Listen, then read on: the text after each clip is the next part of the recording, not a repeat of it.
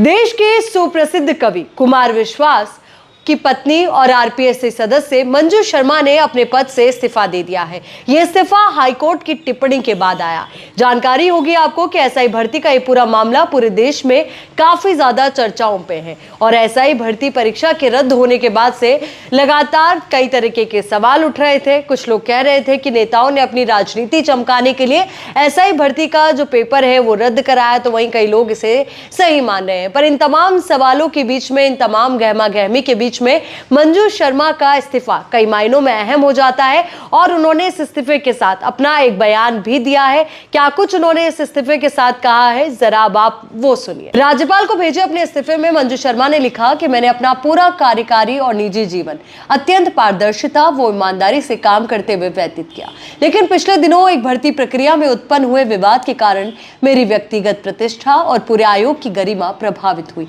जबकि मेरे विरुद्ध किसी भी पुलिस संस्थान अथवा किसी भी जांच एजेंसी में न किसी प्रकार की कोई भी जांच लंबित है, न ही मुझे किसी भी प्रकरण के कभी भी अभियुक्त माना गया है। फिर भी सार्वजनिक जीवन में शुचिता की सदैव पक्षधर होने के कारण आयोग की गरिमा, निष्पक्षता और पारदर्शिता को सर्वोपरि मानते हुए स्वेच्छा से राजस्थान लोक सेवा आयोग की सदस्यता पद से इस्तीफा प्रस्तुत कर रही हूं। डॉक्टर मंजू शर्मा को आपको जानकारी दे दें, कांग्रेस सरकार ने 2020 में आरपीएससी का सदस्य बनाया था। उन्होंने 15 अक्टूबर 2020 को कार्यभार ग्रहण किया और उनका कार्यकाल 14 अक्टूबर 2026 तक था, लेकिन उन्होंने आज अपना इस्तीफा राज्यपाल को भेज दिया है। और अब आपको ये जानकारी दे दें कि उन्होंने पीएचडी की डिग्री हासिल की हुई है और इससे पहले वो कई संस्थाओं में प्रोफेसर के पद पर कार्यरत रही। पर अब सवाल ये भी उठ रहा है कि उन्होंने इस्तीफा तो दे दिया है, पर इस्तीफे के पीछे बड़ी वजह क्या वाकई में जो उनकी छवि धूमिल हुई है वो, या फिर कोई और बड़ी वजह?